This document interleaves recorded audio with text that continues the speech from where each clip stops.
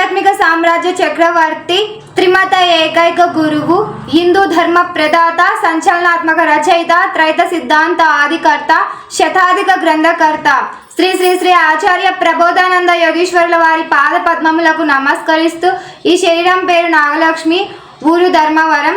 అందరికీ భగవాన్ వేమన యోగీశ్వరుని జయంతి శుభాకాంక్షలు. నిగుడ తత్వార్థ బోధిని పద్యము.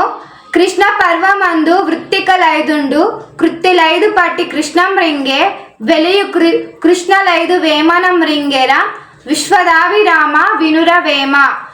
కృష్ణం అనగా నల్లనిది, అజ్ఞానము చీకటితో సమానమైనది కనుక అజ్ఞాన సంబంధమైన ప్రకృతిని కృష్ణమనుట జరిగినది.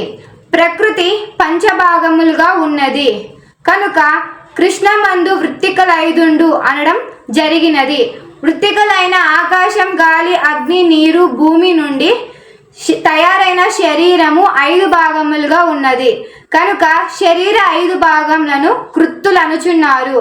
శరీర భాగములన్నీ అజ్ఞానంలోనే మునిగి ఉన్నవి కావున కృత్తులైదు పట్టి కృష్ణం రింగే అన్నారు.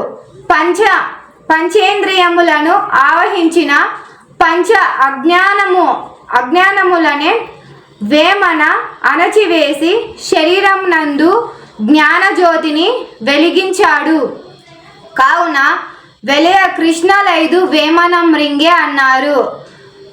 విశ్వద అంటే విశ్వమంతా వ్యాపించిన పరమాత్మ, అభిరామ అంటే గొప్పదైన ఆత్మ, వినుర వేమ అంటే జీవుడు వినుము అని విశ్వదాభిరామ వినుర వేమ అని త్రైత సిద్ధాంతాన్ని వేమన యోగీశ్వరుల వారు తెలియజేశారు.